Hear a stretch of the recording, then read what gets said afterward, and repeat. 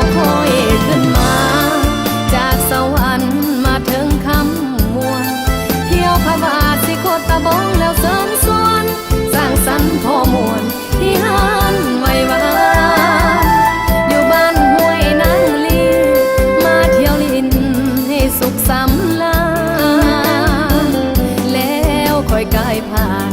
ขึ้นมาเที่ยวนครหลวงเวียงจันทร์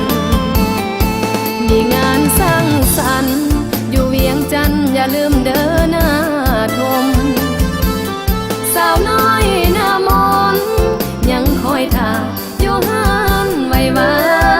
นอาหารแซ่บเป็นหนึ่งคือต้องตามหลักอนามัยทางการขอบใจเด้อทุกท่านที่มาสร้างสรรค์อยู่หันไว้วานจะบ่ลืมคุณทานจากใจหันไว้วานขอขอบใจขอบใจ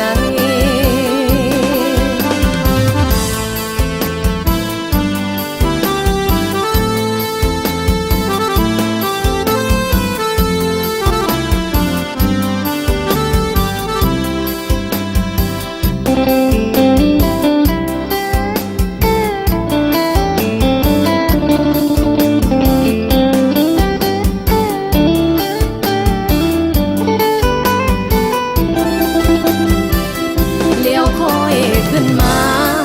จากสวรรค์มาถึงคำมวล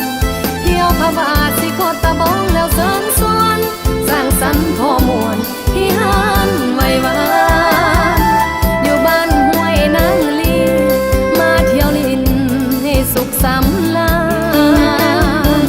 แล้วค่อยกายผ่านขึ้นมาเที่ยวนครหลวงเวียงจันทร์มีงานสร้างสรรค์อยู่เวียงจันทร์อย่าลืมเดินหน้าชมสาวน้อยหน้ามนยังคอยท่าอยู่หันไว้วานอาหารแซ่บเป็นหนึ่งที่ต้องตามหลักอนามัยทางกา